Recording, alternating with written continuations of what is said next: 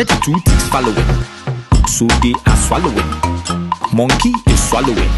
Snake self swallowing. Next, a swallow two will fly and come and swallow. You're ever swallow in a hollow gallow, making a whole lot of halabaloo. Jalikalu, we know say you chop the money some, so give me the loot. Do you really want a revolution or just your turn? Welcome to Ake Arts and Book Festival 2020 online. My name is Arit Okpo, and I will be moderating a panel discussion with Kelechi Okafor and Afua Hirsch. It's so good to meet you both. I have spent time immersed in your book, Afua, and immersed on your Twitter and your podcast and Sally in HR, Kelechi. And it's really good to connect with you both. I have to confess that when I found out that our topic was harnessing anger for change, I got a bit nervous because the conversation around Black women and our anger is such a diverse one. It's such a big topic. But you know, I'm with two pretty excellent speakers about the topic, so I think we'll be good. I think we'll be good. Afua, I want to start with you. Before we talk about the now, the presence of our anger, the directions, I want us to perhaps explore a little bit where some of the preconceptions and stereotypes around Black women have come from. And you go into great detail in your book, British. But I'd like you to give us a little bit of an overview of where some of our perspectives around Black women, some we might be unconscious about, where do they come from? Thank you. And thank you for moderating this conversation. It's a real joy to be with you both, ironically, since we're talking about anger. I think if you kind of trace the history of race as a concept and the invention of race, you realize that in order to justify something really as ludicrous as the kind of racial ideology that Europeans invented, it required a whole load of other baggage to reinforce those perceptions. So Black people were racialized as other. The entire global capitalist system that depended on exploiting Africans rested on the idea of ideating that African people were other. And that otherness manifested in different ways for men and women. And I think that there are a number of different tropes that we can trace historically towards women of African heritage. So one is the idea of her being hypersexual. That was something that was convenient to believe, given the fact that women were denied, Black women were denied their decency, their control and autonomy over their own bodies and sexuality during the period of slavery, that it was convenient to suggest that they never valued that autonomy or that consent over their bodies in the first place. And you have to remember as well, this is a time when Europeans had very strict moral codes about women's sexuality and conduct, about covering all of your body and your head. So to have these women who were not allowed to be clothed, who were violated frequently, required an ideology about them having different sexual mores and morals. And related to that is this idea of Black women being very strong, being strong Black women, women who could bear whatever burden was put on them. You know, they'll be toiling in the fields and they'll give birth and they'll just strap the baby right on their back and keep on working. These ideas as well, you can see, were very convenient to justify a system which worked Black women to death very frequently. And then what I think is possibly one of the most triggering ideologies in the way it manifests today is this kind of gaslighting, that when Black women expressed their contempt for and rebellion against this system, they were told that they were being angry. And it's a very clever system if you think about it, because if you subject someone to something that is fundamentally dehumanizing and exploitative, and then you create a narrative that means whenever they react against it, they are dismissed for being angry, it is a complete circle that removes any confidence in somebody's ability to voice their own lived experience. So it works very effectively to shut Black women down, that if we actually look at what's been done to us over centuries and the things that we've inherited as trauma, as tropes that still act against us in contemporary life, if we acknowledge those things and talk about them, then there's the perfect shutdown. You're just an angry Black woman. So I think you've got to look at all of these ideas as a package, and really they work together to silence Black women, to deny them a voice, to dismiss our lived experience, our perspective, our interest in history and the ideas and the experiences that we've inherited.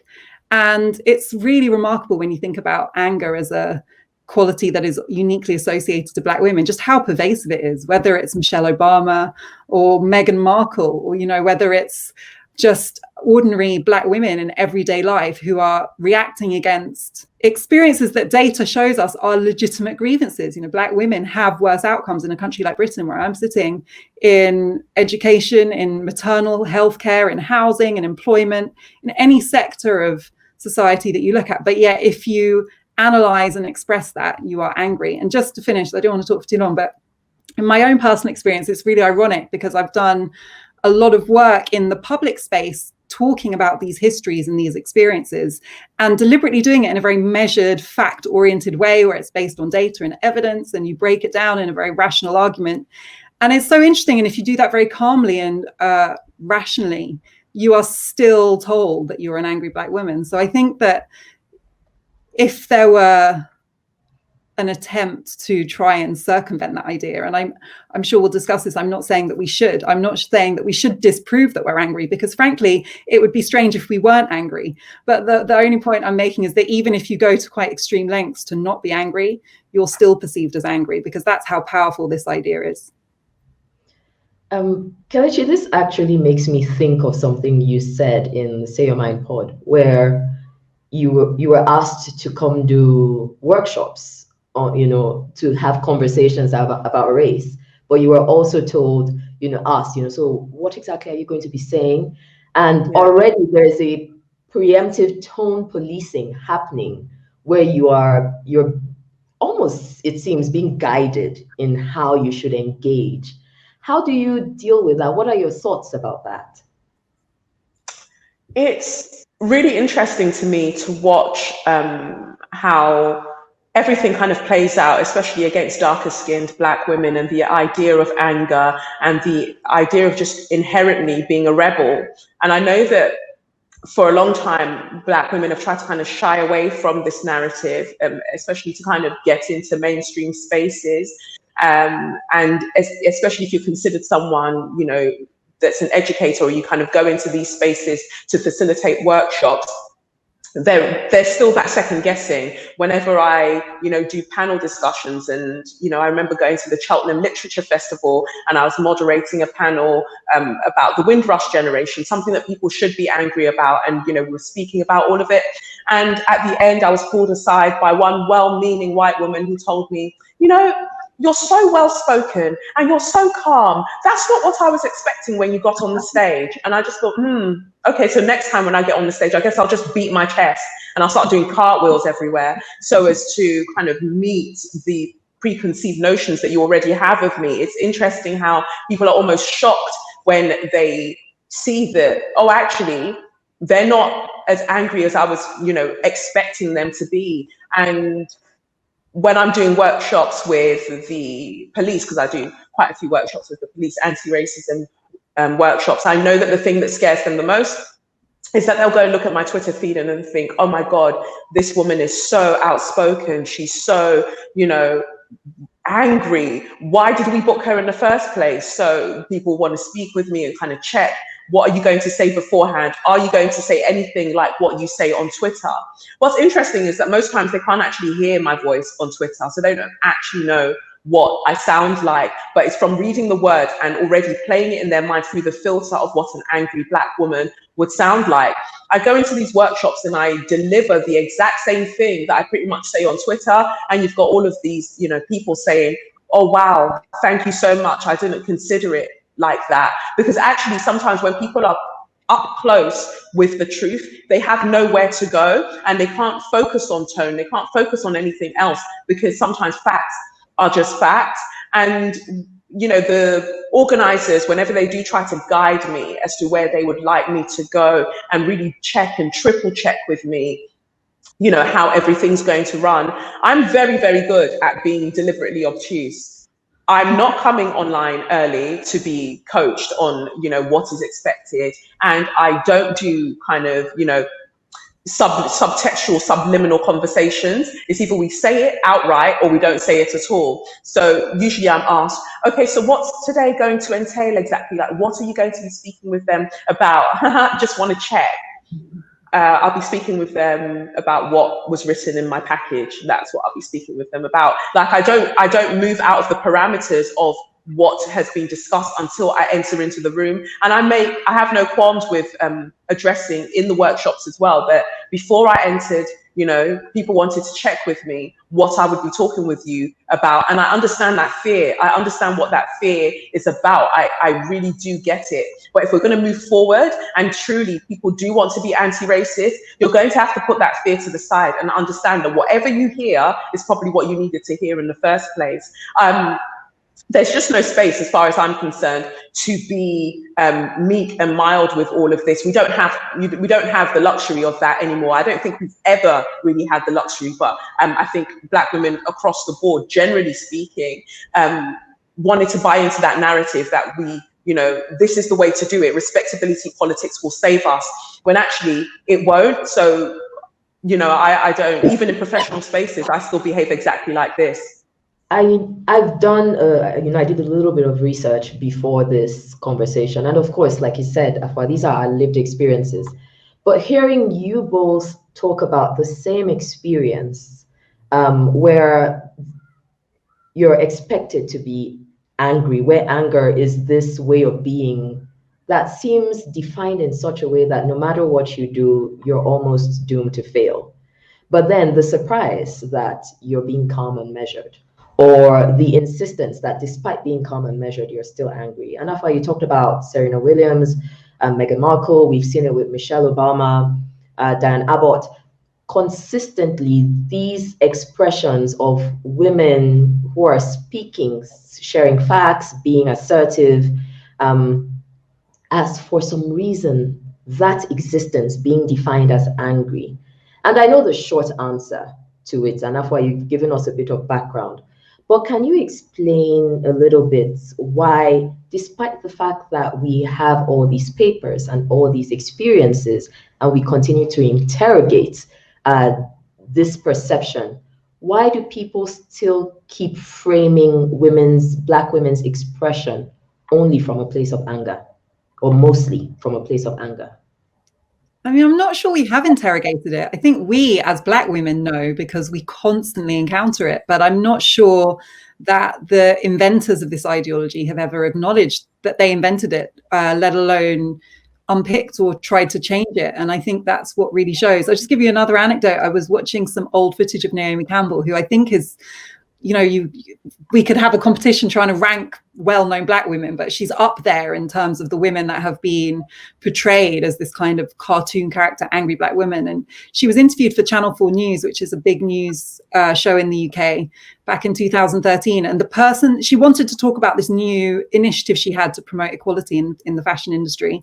And the person they chose to do the interview with her was a war correspondent who was just fresh back from covering some crisis, I think, in the Middle East. And that was the first thing that you just thought, why did you ask, in order to interview a model who's talking about her activism on race and equality, a war correspondent? And then he said to her, but she was talking about how bad things in the fashion industry are when it comes to the representation of Black women. He said, well, you're a model, you've got power in fashion, why haven't you changed it? And it was just so remarkable. He kind of then held her responsible almost single-handedly for the fact that the industry that she has been in hasn't totally changed. And she said very diplomatically, that's why I'm here. I'm using my platform to advocate for this change. Why do you think that I'm talking to you right now? And he said, well, you seem very angry. And it was just kind of a perfect example, because he said something ridiculous to set her up, kind of as somehow the cause of the problem when she was trying to be the solution. And then when she reacted, actually in a very calm way, he said she seemed really angry. I think that has not been acknowledged, So with all facets of racism, I think 99% of people don't know what racism is. They think racism is an interpersonal experience where you're hostile or violent to someone because of their race. They don't realize that it's an ideology that permeates all aspects of our lives. And until that's acknowledged, and then you understand which ideas were created and what they were used to justify, then you can't really go about unpicking them. And in my own life, if I kind of go back, I was raised in a very white environment. So I think, not consciously, but in subtle and maybe subconscious ways, I was kind of trained to fall into like what Kelechi described as respectability politics, to navigate white spaces in a way that shrank myself, made me palatable to white people, said what they wanted to hear. That was very much the conditioning that I received. And I think that what was in a way liberating for me was really understanding how these angry Black women ideas work, that no matter how hard I tried to conform to the conditioning that I was being given, I was still an angry Black woman. And that was freeing because it allowed me to realize that it's not about what you do or how you behave. It's about how whiteness has been constructed to perceive Blackness. And that's something that no respectable or reasonable behavior can counter on its own. And once I realized that, it was, as I said, quite liberating, because I realized that there's no point in trying to please people. And actually, you have a lot of reasons to be angry. And I don't think that there's any reason to downplay that. And I no longer shrink myself to fit those spaces. But I can totally relate to what Kelechi is saying, that I think that many white people don't even know they're doing it. When I give corporate speaking events, I have exactly the same experience where they want to get on the call early. They want to kind of just check that you're not going to say anything too radical that might be a bit too difficult to hear. And that's why I think that you can't really have a conversation about this perception of angry Black women without talking about white fragility. And it is all about protecting white people from hearing the truth.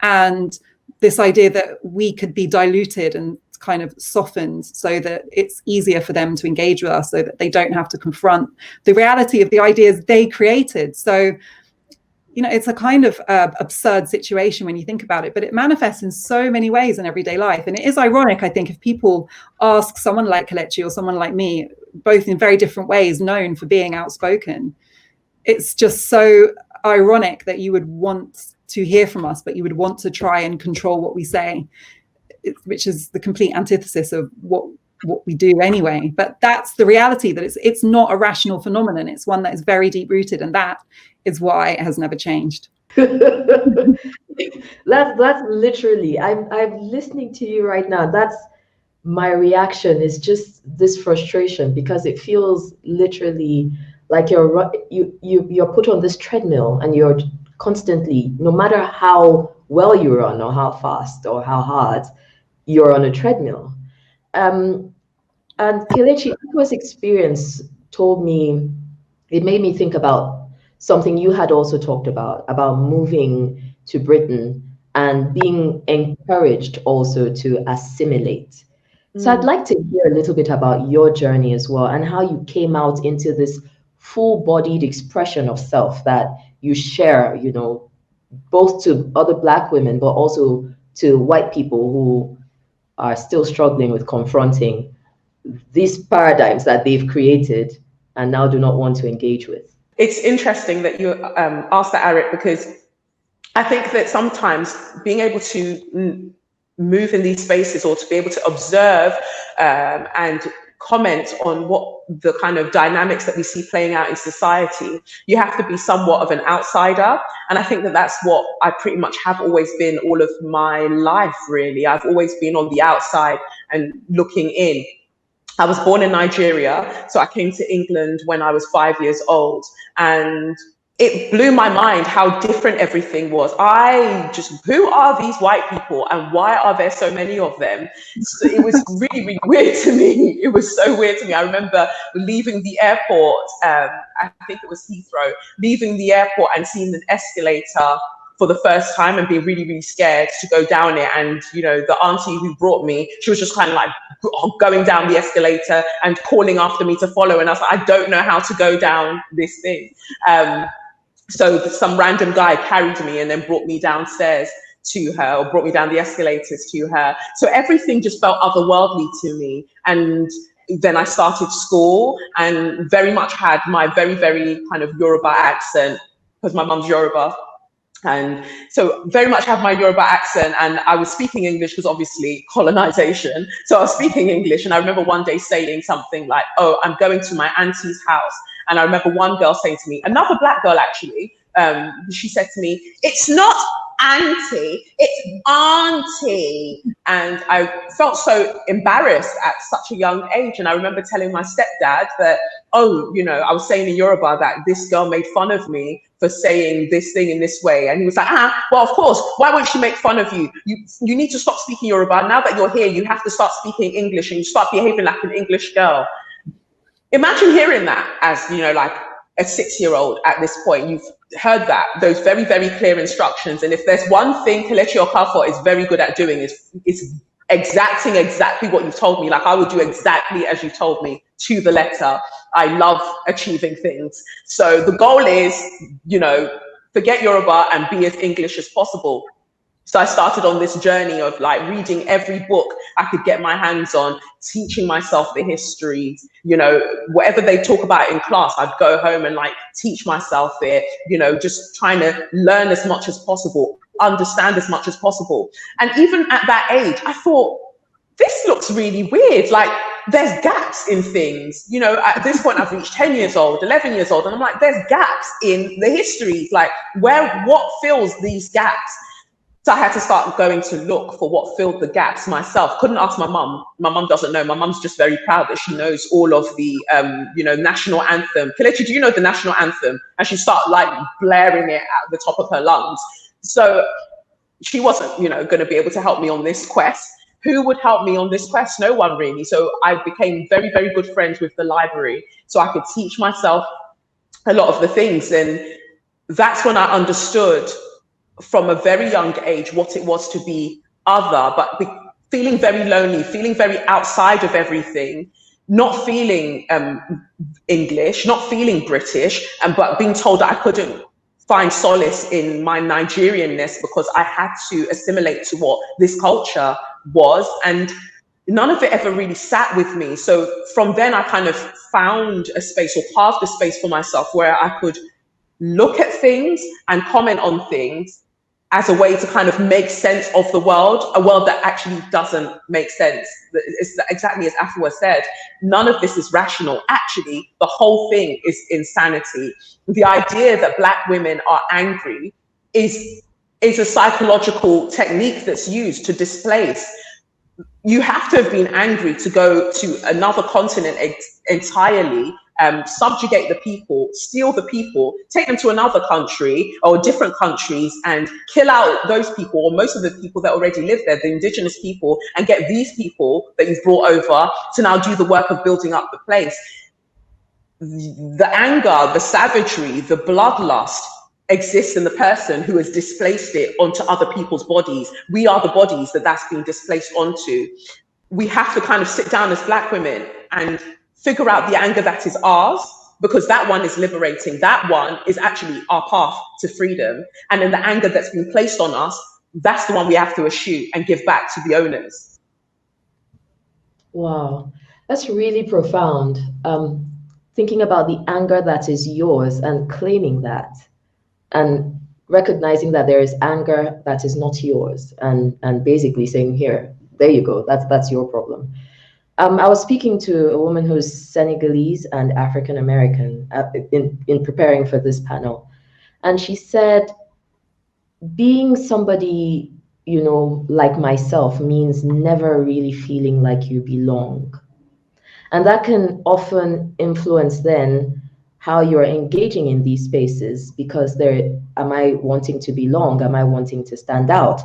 And I also saw that in both, reading up on both of you, where it was, you know, trying to assimilate, trying to belong, but then also trying to carve identity that is yours. And Afua, a lot of your journey has been in this, in the taking what belongs to you, in even the identifying what is mine in this journey. Where is my identity in this journey? How much of my heritage is mine, and how much has been imposed on me by the culture that I'm existing in? And I would like to know how that journey to belonging, I mean, I've read the book, so I know a little bit about it, but how that journey to belonging has influenced how you are in the world now. just listening to Kelechi actually made me feel quite emotional, because I think that's a similar process that happened to my mother. So my mother came from Ghana to the UK when she was young. I think she was around 10 or 11. And because of the way in which West African countries were colonized, there was this huge pressure to assimilate. And obviously an education system, a religious system through the church and the missionaries, and a system of governance that said the more you can assimilate towards whiteness, the more superior civilized you will be, the better jobs you'll be able to get, the better you speak English, the more economic opportunities we will give you. You know, you were rewarded for abandoning your culture. And I think that, you know, many of us have had that experience personally, and others like me have been born to people who had that. And I think when you grow up as a child with a parent who has been conditioned away from their culture, you inherit two things from that parent. You inherit that culture and that heritage, and, you know, a love and a pride in it. And in my mother's case, she can also speak Twi, her Ghanaian language. She knows a lot of her customs and heritage. But I also inherited a void where some of that connection to the culture should be, because she was colonized into this system that tried to assimilate her into whiteness, or encourage her to believe in assimilating into whiteness. And so, you know, as a child, you're inheriting these two conflicting ideologies that are impossible to reconcile, because no one's teaching you how to make sense of them. Nobody's saying, look, by the way, your parents and your grandparents and your great-grandparents, they were colonized by this white supremacist system that told them that their entire history and heritage is savage.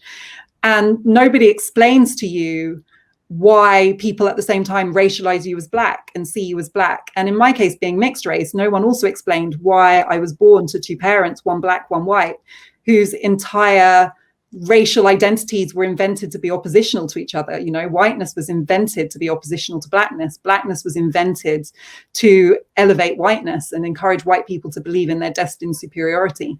So we, as people growing up in Britain, for example, are not equipped to navigate any of this. No one explains it to you. Don't learn it at school. There weren't books when I was growing up that dealt with it, even acknowledged it existed. So it's something that you are living in every aspect of your own identity and journey, but you don't have names for it, in my case, even a language to navigate or understand it. And so I think for me, just recognizing that there was something really wrong and missing, and not only that, but that there wasn't even a space to talk about it. No one around me was having conversations about it or even acknowledging it as an issue. It kind of radicalized me in the sense that it made me determined to make sense of it for myself and to go on that journey. And so in a way, that's, I suppose, why I've spent a lot of my life asking these questions about identity and trying to fill in the gaps. Why is it that my mother and my grandmother and my great-grandmother were told this? And why is it that people ask me these questions that don't make any sense to me? And why is it that the two sides of my heritage have been constructed to be oppositional? And so I think it is important to make sense of the things we've inherited that have not been spoken. But at the same time, I think as well, in my journey, I've come to realize that it is really important to understand your heritage, to locate yourself in the world and in the cultures that you relate to and value. But also, I think it's a means to an end. And what I mean by that is that the history of racializing Black people in a negative way and of using white supremacist ideas to oppress Black people is very much a living history. And we see that every day, as we've been saying.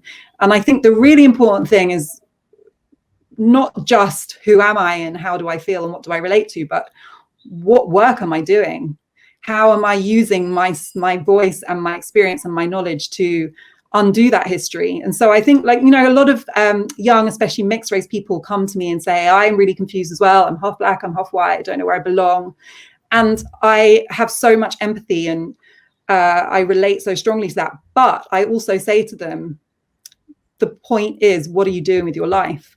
What are you using your agency or your privilege or your platforms or your energy for? Because it's not just about endlessly introspecting. It's about acknowledging that the things that made your identity complicated are histories and patterns that still exist. And it's more useful for future generations if we work out how to dismantle them. And in my case, understanding my own journey and my family's journey has been a really motivating force that has spurred me on that journey to want to do that work. So the two things are related, but I think as well, there comes a point where you kind of acknowledge that the soul searching and the struggle for identity is a lifelong journey. It's not like a problem that you solve or a destination that you reach, but one that you've got to take with you on doing the work, because these are problems that we don't have the luxury of just speaking about. We have to act. When you talk about the living history, it again reminds me of how multi-layered and how many, factors come into play for an existence then that Black women are just expected to, just like shrug it on. I'm not quite sure how women are supposed to then take in all these different pieces and move through your life while you're doing, all the other things, taking care of your edges, drinking water, working out, and, practicing self-care and all of that. Kelechi, what does reclaiming your anger, what you said about there's an anger that is yours and you hold on to that. What does claiming that anger look like to you from your perspective, your experiences, what you would like to see? Anger to me is like anything. Anger is an energy. Anger isn't inherently bad. It's a reaction to something, and usually it's a superficial reaction to something deeper, which is usually pain, which is usually hurt. Let the anger move through, and then you'll see that you've got space to actually excavate all of the things that have kind of calcified within you that also want space to move through too. So, we look at water. Water's only really dangerous if it's stagnant and it doesn't move anywhere. It becomes stale. Diseases develop in it, or when it builds up and then it comes out in a gush. Those are the times when we're finding when it's built up, basically it's got nowhere to go. That's when it's either forced out or disease breeds. That's to me how anger operates. If it's got nowhere to go, if it builds up, then that's when we have an issue. And actually, for generations, for centuries, it has been building up for some people, and for others, it's stale. It's kind of festered, and you find all of these things playing out in different ways, and it plays out in physical ailments as well. We have to reclaim the anger because we need the anger to move. I wouldn't have been able to create anything that I feel like I have now if I wasn't acknowledging in some way that I was angry about something and using that anger as a creative force, as a catalyst towards my liberation. People don't want to use the anger as a catalyst when it's a brilliant energy source, especially one that we've got an abundance of due to all of the pain and hurt that we've been subjected to throughout history, collectively, intergenerationally. Like, all of this is there. We need to use it for something, regardless of what other people are saying. Imagine like you've got this mound of gold and you don't want to use it because other people are saying to you over there, oh, that gold, look at that gold over there. Oh gosh, that's terrible. The gold is there. We have to use it for something. It's got value. There's value in what we are doing with this thing. And I have been on that journey, and I'm still on that journey, because I don't think, like Afua said, none of this is a destination. The only destination we really have is the returning back to source, returning back to the creative force, the creative entity that made us. We're returning back to that, but we've been given things along our way to use on that journey, to make that journey a bit more interesting, to make that journey a bit more profound. And yet we're not using all of the tools that we've been given, because some people over there who find themselves as the dominant, party, or the dominant kind of demographic, are telling us not to use the tools that we've had all along. We have to use it. From about the age of, I'd say, about 8 years old, I was sexually abused by the person I'd stay with, at the childminders that I would go to. And I didn't say anything to my mum or anybody for a really, really long time. I don't think I said anything till I was about 16 years old. So from about the age of like 7, 8 to 16, I existed in a space where I was just a ball of anger. I was a ball of anger. I was a ball of shame. I was a ball of hurt. Everything was just there. And nobody, I noticed, ever took the time to go, why is Kelechi like that? If we look at all of my report cards now, all throughout school, it was like, Kelechi's exceptional at sports, Kelechi's exceptional at English and maths and all of these things. I was great at doing my work. But then when it got to the bit where it was about interacting with people, Kelechi doesn't want to interact. Kelechi's very moody. Moody is the word that kept coming up. Kelechi's very moody. And I just wonder if there was somebody else in my space in my life who didn't look the way that I looked, would they have afforded her the space to kind of go, what's going on there? But because, you know, of the adultification of Black girls, the hypersexualization of Black women across the board generally, because of these tropes that Afua mentioned of like the strong Black woman, we are not given the space to feel anything. Everything that we feel is kind of taken through the lens of anger, moodiness, savagery, all of these things. What about, you know, abuse? That wasn't something that was afforded to me. So when I finally did start to speak about it, I started noticing all of the anger that wanted to come out, that wanted to find space. And I took myself to therapy around the age of 21.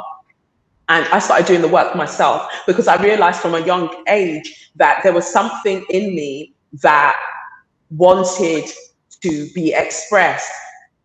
Academically, I'm flying, but in terms of my interpersonal life, I just didn't have it. I remember being in secondary school and always wearing this big, thick black coat everywhere I would go. It could be the height of summer. I'd be walking through Peckham with this massive black coat because somehow I didn't want to be seen, even though I knew that there was something that I wanted to offer the world about me that did need to be seen, that did need to be celebrated. I had a dream when I'd probably say about 20 years old. That's when the pivotal point was for me. Had a dream about 20 years old, and I saw myself lying on the table at a morgue. And I got emotional looking at myself on the table because I started reeling off all of the things that I haven't done. I was like, no, you can't be dead because we haven't done this and we haven't done that and we haven't done this and we haven't done that.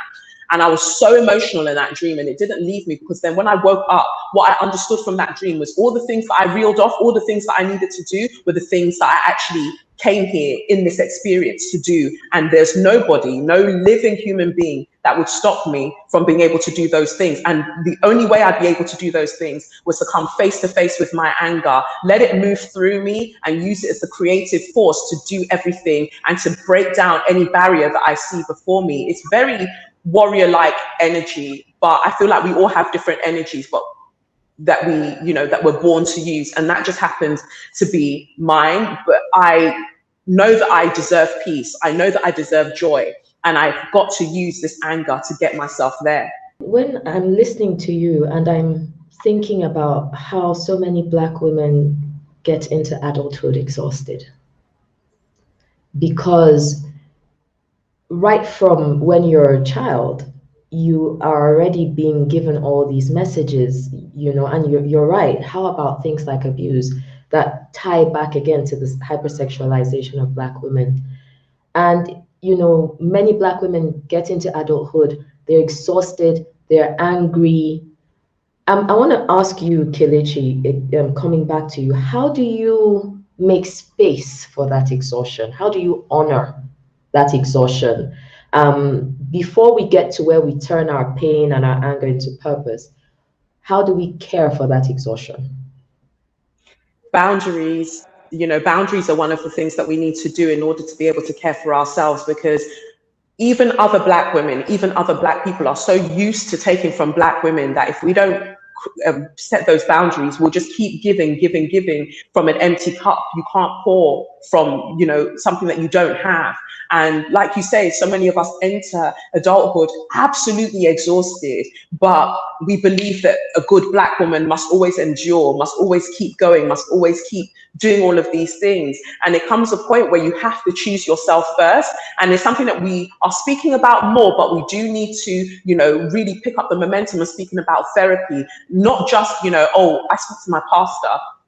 Actually having somebody, I know that it's a privileged thing, but what we're hoping is that we can create situations where it's a community effort where we can fund for people to have therapy, because I believe that therapy saved me. Other Black women being in these spaces as therapists, they saved me. They gave me vocabulary for the things that I was feeling. They helped me understand that, like, no is a full sentence. When you grow up in a culture that tells you that, oh, you must always be giving to your family. If your family asks this of you, you must always have it available. And then entering into motherhood, and again, people trying to deify me because of the myth of mother.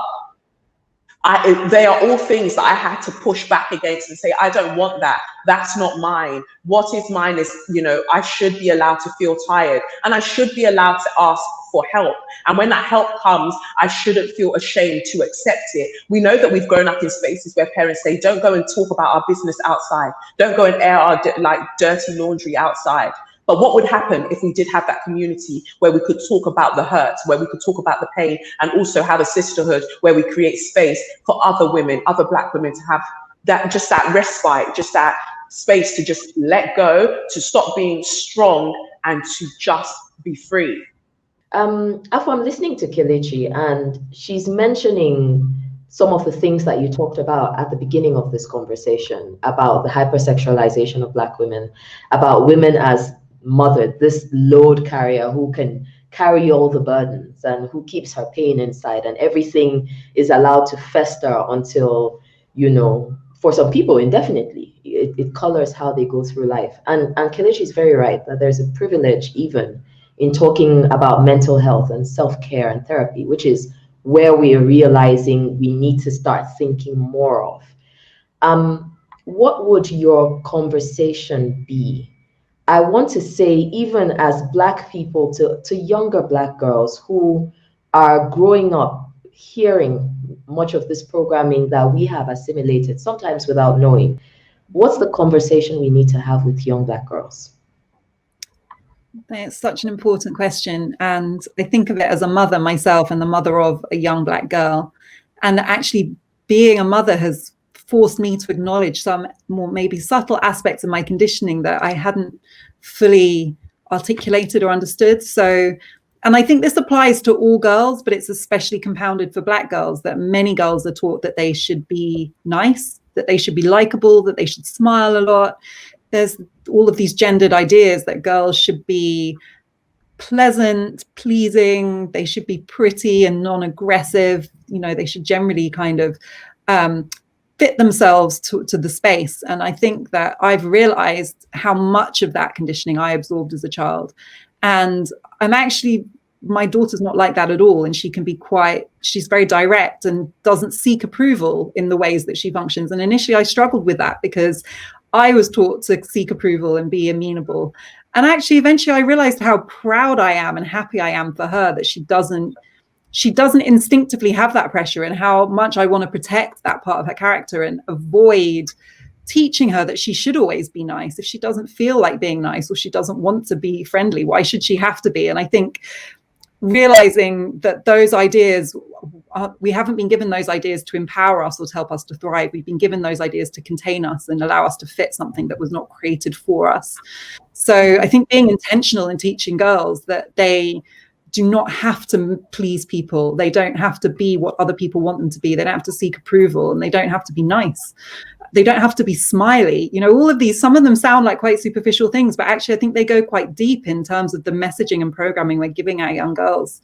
And for me, actually kind of letting go of the idea that I should be nice, that I should say what people want to hear, and that I can say no, as Kelechi mentioned, is just an incredibly powerful thing, and it can be quite a radical thing as it goes against our conditioning. I think on the point of self-care, I just think Kelechi is so, she speaks about this so well and has so mastered what is important about that.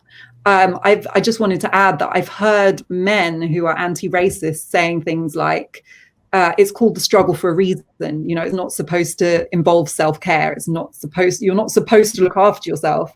And I think that is a very flawed way of thinking for anyone. But I think it also rests on a degree of male privilege, that men are not being emptied all the time by people constantly taking from them and relying on them, and then on top of that wanting them to be comforting and nurturing and nice.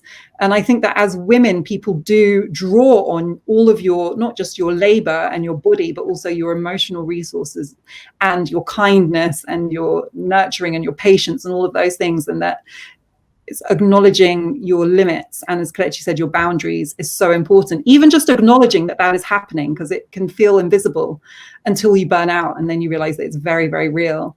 And I just see it so much. And actually, since the murder of George Floyd earlier this year, so many Black women have been talking in my life about how burned out they feel, about how much people are taking from them and demanding of them constantly. And it's such a perverse consequence of this time that we're living through, that people are turning to Black women to deplete them. But that's literally what's happening. And I think that the first thing to do is to talk about it as we are, and just have honest conversations about what that looks like and how it feels and how it affects us, and also to contextualize it in this history where we have been seen as this resource to be depleted. And I think that change is a kind of that's a structural issue, but it also starts within in knowing our boundaries and knowing where we have to draw the line and not be what people need us to be, but be what we need to be. I'm thinking about Michelle Obama's now legendary comment about when they go low, we go high. And even though that was in a political context, conversations evolved to how the expectation for especially Black women in these situations is always to go high, to be more gracious, to be eloquent, to even in the middle of your pain have something very profound to say that now becomes a quote, you know. And somebody tweeted once and said when they go low, I'm a go medium, because, you know, I'm not there yet, you know. But Kelechi, how do we reject? And I'm extending from what you said about self-care and taking care of yourself, but how do we reject this responsibility to always, you know, be graceful and compassionate and profound in the middle of your own pain? I remember seeing that quote because someone's saying to me, you know, tweeting at me, oh, well, Michelle Obama said, because they love telling you what other Black people who have taken their nonsense have said. Michelle Obama said that when they go low, we go high. I said, no, when they go low, I will go lower. You'll find me under the earth crust. That's where I will be. Like, I will be a mole. That's what I'm doing. Because it's also, I just feel like it's also okay to acknowledge that this is mad. You know, I often say on my podcast, like, if you think that you're mad, I will show you that I'm madder. Not because necessarily I want to be indulging in lower vibrational energy, but sometimes it's just good to let people know, like, I too am human just like you, and I feel a full spectrum of emotions. And if you're not understanding one language, that I know multiple other languages that I'm sure will get through to you a lot more quickly than the one that we're using currently. And I think that that's what's allowed for even the podcast to thrive, because I've created a space that, not that Black women should need permission, but if they felt like they needed permission, then I'm giving them the permission to be whatever type of Black woman that they want to be, because Black womanhood is not a monolith. Like, we all have you know, a myriad of ways that we differ, and they're all beautiful, and they're beautiful in the fact that there's so much to explore there, however contradictory we might find it. You know, whatever tensions might be there in how we present ourselves or how we express ourselves to the world, it's still our right to be able to do that. And ultimately, that's where I think that we need to be, not beholden to respectability politics that tells us that we must always be forgiving, because actually we're forgiving everybody and then never really forgiving ourselves, because we are the ones that kind of stay open to keep giving and to keep being taken from. One of my favorite texts is by Cherie Moraga. It's an anthology, This Bridge Called My Back. And even the title itself, This Bridge Called My Back, the Black woman's back is what people use, like everyone tramples on them, using it to get themselves over to another level of understanding, to another stage in their you know, to another stage in their battle, another stage in their life. So what happens to the Black woman that you've trampled on to get yourself to where you're going? Or they've got to dust themselves off, pick themselves up, and then people turn around at the end of the day and go, oh, nobody loves Black women, nobody wants to marry Black women. When they make their money, they go and marry such and such. Because there comes a point where Black women have to say, you know what? I'm kind, but I'm not nice. That is one of my favorite mottos. Whenever new people join, start following my social media pages, I remind them that I'm a kind person, but I'm not a nice person. If you talk to me in a way that I don't like, there are two things that can happen there, and none of them are going to work in your favor. So we have to protect ourselves in a way that we aren't protected by society. Malcolm X talked about the black woman being the most underprotected, person in society, and that is very true, especially for young black girls as well. When we look at, how much abuse goes unchecked when it comes to black girls. We look at Breonna Taylor. People went out marching primarily for George Floyd when they saw that video. They went out marching. We always go out marching for black men when it's necessary, but for black women, it just takes that much more, for society, for the judiciary, for the criminal justice system to recognize that we are also deserving of justice.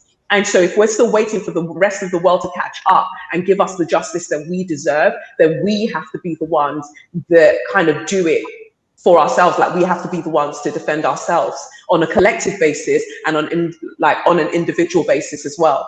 I'm going to come back to that thought because it's also something that I found myself reflecting on. Afua, I wanted to ask you though, before we get there, something you also explored was how certain kinds of privilege can influence how we engage with our anger. We've had conversations, for instance, how as a Black woman as an African woman who lives in Africa, my experiences are different. And so when I then go into another space, maybe I go to America or I'm in Europe, there is a need to understand that my relationship with Blackness is different and can be a sort of privilege. And so there's a need for me to be conscious, to be aware, to be open to learn. Could you talk a little bit for me about how privilege can influence how we engage with our anger, how we perceive the anger of others, and ways that then we can address that? That's quite a complicated question and a really interesting one. I mean, I can't tell you what it's like to be a Black woman from the African continent going to other countries, but certainly as a Black woman in Britain, interacting with people who've spent most of their life in a Black majority country, whether that's in West Africa or the Caribbean, I certainly perceive a difference. And I think that, and even actually my experience, for example, when I was at university, there were a lot of African-American students who came together in a group, and the difference between the Black British students and the Black American students, just in terms of the confidence to articulate your identity and your Blackness in a white space, was really remarkable. I think that they were just much more advanced in owning their Blackness and not being apologetic in the presence of kind of very historically white spaces about their Blackness, whereas Black British students were much more deferential to the space and felt more a kind of sense of imposter syndrome and questioned their legitimacy in the space. I think that's something that's changing generationally, but I think it's a very British phenomenon. And, I see it in the ways people behave towards me. The white establishment will often berate me for not being more grateful to be here, even though I'm British. I've never been anything else, but this idea that my presence here is kind of contingent on behaving in a way they regard as acceptable, and that I should be very grateful for having that permission kind of extended, which is obviously a kind of psychotic idea, given that people who, like me, are as British as they are, but it's still this like deep-rooted belief in the idea that your Blackness is, your Britishness is conditional if you're Black. And I think that then it's important to talk about color privilege as well. And that, in this country, we also see, as we see in so many parts of the Black diaspora, people being rewarded for their perceived proximity to whiteness. So if you're middle class like me, and if you're light skinned or mixed race, you are judged as a more acceptable face of Blackness. And you're rewarded again for that and offered opportunities. And you kind of find your image or your position being used to kind of tick the box that this space is now diverse. We have Black people in this space. And in the past and till today, you see people kind of weaponizing Black people who have proximity to whiteness, weaponizing that proximity and enjoying the benefits for themselves, rather than using that space to actually be radical about the ways in which that is still a racist system. So I think it is really complicated. And I think when it comes to anger, I think in a way, speaking as a mixed race person, you feel in every aspect of your blackness, you have to work out for yourself, because you're not sure whether you're entitled to your blackness, you know, whether you are entitled to really see yourself as a black person and count yourself in that struggle, because you're very conscious of having this white privilege as well. And I think that if, as I was saying earlier, anyone who self-educates about the experience of black people should be angry. I think that anyone who engages with the history and the reality and the outcomes for black people, it would be strange if they weren't angry. I would just question their kind of emotional integrity if they weren't angry. The only rational response to that history and those experiences is anger. I think if that's also part of your heritage, you will also feel angry if you engage with it in an honest way. But I think if you're conditioned by middle-class British cultural ideas and you're rewarded for this proximity to whiteness, you have to work that much harder to own your blackness and be unapologetic about your blackness and experience your blackness, really experience what it means to have that heritage as well and to be part of that. So it's kind of a complicated thing, I suppose, that also maybe you spend your life working out, where you navigate understanding the privilege you get from proximity to whiteness and working out how you can use that to advance the cause of black people, because that's the only use it can possibly have. But also acknowledging that it's a privilege that you have that is rooted in racism that you need to reject, whilst also not being able to do anything about the fact that you have it, if that makes sense. Well, also, if you do self-identify with your blackness and own that, and that hasn't been taken away from you, then you engage with that anger. And as Kelechi was saying, that is an energy that motivates you to continue to do the work of anti-racism and continue to be relentless and unapologetic in speaking the truth about what's happened to black people, what continues to happen to black people. And so, you know, it bothers me in Britain, not just for mixed race people, but I think a lot of black people get co-opted out of that honesty. They get offered this assimilation into the establishment, and the price that you pay for that is you kind of abandon your truth as a black person. And we see that so many times, and it's just so disappointing and frustrating, because the people who could be leaders or allies who've been able to penetrate positions of privilege and power, instead of using those positions to change things for black people, they enjoy the benefits for themselves and move away from the truth of their blackness. And that's, you know, as somebody who was kind of raised in an environment where people were on that journey, I see it quite close up. And I think I'm seen as quite threatening to some of those people, because they see me as someone who could have done the same thing and didn't. At least I hope that's how they see me, because that's always my aim, to never be that person, and to always be honest about what I think that means, and to also show other people maybe younger than me why they don't have to do that. They don't have to be co-opted by white power, and they don't have to use their privilege for the cause of racism. They could use their own relationship to blackness to understand that pain and that anger, and use that to advocate for anti-racism. And that's the message that I always offer. Is there a fear of a sense of, I don't know if disloyalty is the word, but is there a conflict, a journey to work through in sitting face to face with these privileges and this gratitude that you're supposed to feel, and saying, you know, no matter what this gives me, because there is a greater conversation here that I am aligning with? What kinds of conflicts happen with that? I mean, you can over theorize this. Like, on one level, it's not that complicated, because I've always felt a very deep emotional connection to my black heritage. And if anything, the kind of proximity to whiteness that I've had has made it harder for me to access my blackness and the source of my black heritage and the culture. I can't speak my mother's language. You know, when I go to Ghana, I'm Obruni, I'm a white person. So it's created multiple layers that you have to work through to actually get to the cultural source of your blackness. And I think if you're somebody who loves and celebrates your blackness, that's something that that's a kind of a project that you're motivated to undertake. And also, if you understand the history, and if kind of white power systems are offering you a way of being co-opted into them, that's not tempting. When you understand what they are and what they're based on and what the cost for your own ancestors, let alone the contemporary black people that you share the society with, it's not really tempting. And that's why I kind of use the word honesty. I think that black people who've been co-opted into white power systems without trying to change them are not being honest, because I just can't see a logical position where, if they were honest about their history and about the cost of that assimilation, how that would make sense to them. So I think there are lots of complicated mechanisms that we've been given to be dishonest or to be able to protect ourselves from the truth. And one of them is the education system that deliberately miseducates us about how this all works. But anyone who is facing the facts of it really would struggle to do that. And I think it's been really interesting this year to see, speaking from personal experience, I've heard Black people in professional spaces say, for example, that they feel like they're outing themselves as Black people for the first time, and I think what they're conveying is that they've lived their life hoping that no one will really notice they're Black and that they can assimilate into whiteness. And that now suddenly they've realized why that's problematic, or what the cost of that is, or what they're being complicit in.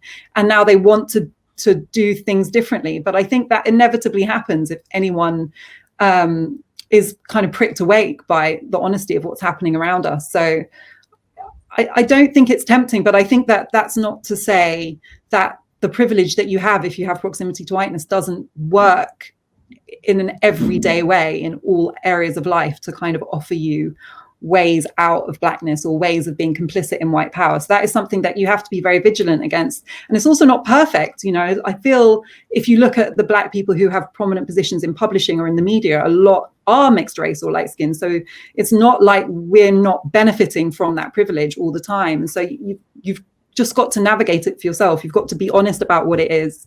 You've got to interrogate yourself as to whether you're using those platforms to change this or whether you're becoming part of the problem. And if you feel you're being part of the problem, then it's not, I don't think it's acceptable. And I think that's just something you constantly have to navigate. And you also have to listen to other Black people and their feedback about how you're using your space and your privilege. So I think it's an ongoing conversation. And, this is obviously complicated. It's the product of centuries of systems of white power, of cultural manipulation, of mental colonization, because, many of us are still unpicking the legacies of the ways in which generations of our families were educated to buy into systems of white power.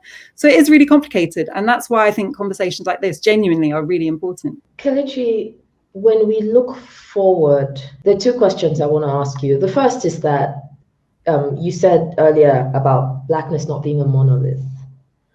And those conversations have come up if you're African American versus Black British versus an African person on the continent. What are some of the differences we can honor? That's number one. And then number two, just to move on to that, is what does going forward look like to you? I think that when it comes to differences that we can honor, it's understanding how racism has been repackaged and rebranded to serve the land, whichever land, it's been planted, in. So how racism plays out in America is slightly different to how it will play out in the UK. It's different to how it plays out in America. It's different to how it plays out in the Caribbean. It's different to how, it plays out even, I'd say specifically in Nigeria. It's always interesting to me when we talk about Blackness and, I come across Nigerians who say, I didn't consider myself Black until, I started interacting in, going to Europe and interacting in these spaces. And I think that's interesting because we're talking about a country that was amalgamated from different ethnicities of people. So even the construct of Nigeria in and of itself is a product of racism. So how do we pick that apart? My dad was Igbo, my mum is Yoruba. Then we look at the Biafra War. All of these things, there are so many histories that we have to even, interrogate and explore with just on the soil that we inhabit before we start looking anywhere else. And that's why it makes it so different. And I feel like for African Americans, they need to, I guess, hold on to the term Blackness in a way that some of us do not need to hold on to. So I'm never going back and forth with them about who they see as Black and who they don't see as Black, because their history is very, very specific to them. And I understand how, in some ways, my Britishness, my Nigerianness impacts how I'm seen when I go over there to America, and affording them the space to dictate how they want this to run. There's so much complexity, as Afua said, in all of our experiences. The we just have to afford each other space. We just have to afford each other grace, because this is centuries long, this trauma, centuries long, so many generations. Some of us say that we feel that even in our bloodline. There has to be space for people to just figure out what that means for themselves. And I always say one of my favorite poems by Khalil Gibran is from The Prophet, where he talks about, before you start wiping off the laws of your oppressor from your walls, make sure that you've taken down their throne within your psyche first, because usually that's where it continues to live. So when we talk about looking forward, what do we do going forward? Have we looked inwards? This is why I enjoy tarot so much. And a lot of people have a big problem with the fact that Kelechi enjoys tarot cards, but even that is an eschewing of what I've been told that I have access to. This is how I engage with my spirituality. This is me telling you that I do not believe that the most supreme force in this universe is male or white or any of that. I believe that the creator created me and gave me also the power to create. But what we're finding is that people have been using their power to create to just miscreate. And all we've got is insanity and just bloodshed, oppression, subjugation, violation just across the board. So before we can think about looking forward, we must look inward, because the inward process is the present process. To start looking ahead, to start looking to the future. People love the future and they love the past because neither of them exist. So you can project whatever the hell you like onto both things because they don't exist, at all. What we have is the present moment. Like Afua said, what are we doing? The work that we're doing, what is the work that we're doing now? In this present moment, what is the work that we're doing now? That is how we go forward, by making sure that in this very moment that we're existing within, that we're making the change now, because that change is what's going to dictate the next now. And finding a way to document our experiences in a way that cannot be erased. We find that with our cultures, we believed in oral history. So we told each other stories, and we carried our histories in our stories. And while those still exist and we hold on to them, a lot of our documentation was burnt to hide all of these atrocities, to hide the centuries of cosmology that we've even come up with in terms of even Yoruba spirituality. We're hiding so much of what we have created is being destroyed, and we have to find our way back to that. But we only find our way back to that in what we're doing in the present moment and making sure that we're documenting that. That's why the podcast exists. It's a love letter to myself. It's a love letter to other Black women specifically, that look at how this one woman decided to just misbehave and just look at life from her perspective and in an unflinching way, and it is what it is. You take it or you leave it, but this is what it is. It's interesting because when I went out with my book proposal, as I was kind of encouraged to do all of last year, when will you have a book out? What do you want to talk about? I want to talk about anger. I want to talk about how Black women can reclaim their anger, because to me, that is where our freedom is. That is the gate. We're looking the wrong way. That is our exit plan there. That's what allows us to fly. So we come off this treadmill that you mentioned, Arit. We come off the treadmill because we were never meant to be on it. We're meant to be flying, right? I want to talk to Black women about anger. The proposal went out to numerous publishers. People were bidding, but while they were bidding, they were all kept saying, oh, well, we feel like this should be universalized. Other people feel anger. Why can't Kelechi focus more on the anger that all women feel? Can't we change this bit to what all women are feeling? It feels like she's leaving out a whole group of people that could benefit from this book. Who did I leave out? You lot write books for white women all of the time. And I'm meant to somehow find myself in the books that you're writing. And I now choose that I want to speak specifically to Black women. Other people are welcome to read too, but Black women deserve to know that they're being spoken to and they're being celebrated. What is the problem with that? So when all of the offers came in, I did something that people, I guess, don't usually do, and I turned down all of the offers because I said none of that matches what I envisaged for this book, and I haven't found the editor that is deserving of what I hope this book will do for the Black women out there. And obviously my agent went out and, softened the blow with everyone that, oh no, she just wants a bit more time to do this and do that. Then the George Floyd murder happened. As far as I'm concerned, it's a murder, not just a killing, Suddenly everyone's concerned again, writing to my agent, what's Kelechi doing? When is, is she still about with this proposal? How far has she gotten? Because suddenly you see how anger plays out. You see how anger can be harnessed for change. And now you want me to speak on it. But I don't want to speak now because I won't be forced to speak when other people are ready. I'll speak when I'm ready. And I think that that's ultimately it. We stay in the present and we document as much as we can. And when other people want access to what we're documenting, we say which terms will allow for that thing to happen. Oh, that's so powerful. Afua, I'd like to direct that question to you, but to ask like this, that what does continuing the work look like to you?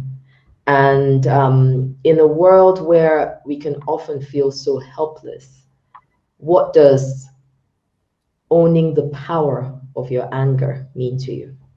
I could not agree more with Kelechi, and I think a lot of my work as well is about controlling our own narrative. You know, our stories have not been told by us on platforms we control for the last 400 years, and it shows, right? So you know, one thing that I've learned through my career in the media is that you can write for kind of really establishment centrist publications, you can write for left-leaning, more progressive publications, and it often feels like, excuse my language, same shit, different day. You're still dealing with white gatekeepers who want to mold your message into something that fits what they want to hear.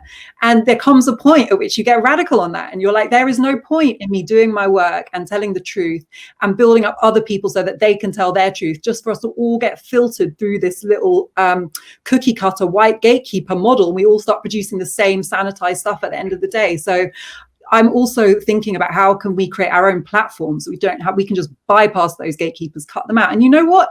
When we cut out the gatekeepers, people want to hear our stories. They want to engage with our creativity. Everyone wants to consume it. It's just that we haven't been allowed to shape it our way. We haven't been allowed to keep the benefit. We haven't been allowed to put the profits back into our community to bring up another generation.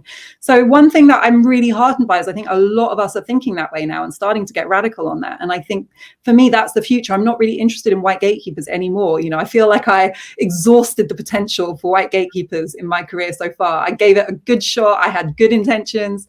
I went in good faith, and you really start to see the limits of what you can achieve there. So I'm interested in working with Black creatives to tell our stories our way for us. And that is, I think that not only is that the right thing to do and the only way to do justice to our stories, but I also think that in terms of this whole conversation, giving voice to our anger and humanizing our experience and allowing us to be, whether that is angry, whether it's compelling, whatever it is, just to be. And I think that's just telling the truth. We wouldn't be here if people had told the truth. So I'm interested in telling the truth in multiple creative ways.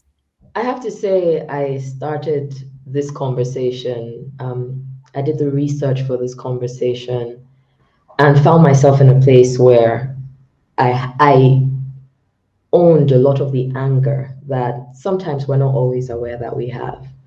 And when we started this conversation, I knew it would be difficult. I knew I would be angry. I didn't expect the sense of hope and clarity that Kelechi and Afua have given me. It's a difficult journey, this conversation about harnessing our anger for change, but it has been a beautiful reminder that even as Black women, even as angry Black women, we are still human. We also must make space for healing. We must make space for the continuing nature of our journey. This isn't something that has a conclusion right now. It's an ongoing journey.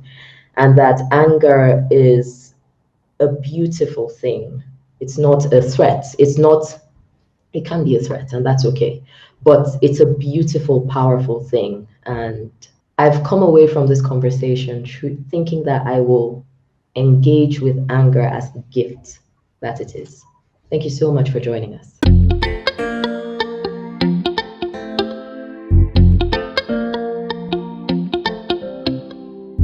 If you ever need a new place to go, you can join me in a world of words.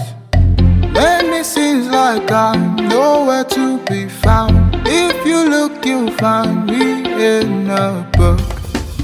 Let's take a ride to the past in the back of a phoenix. Let's float around the moon.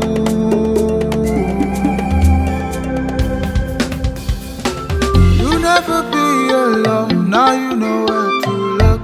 Find me, find you, find the word.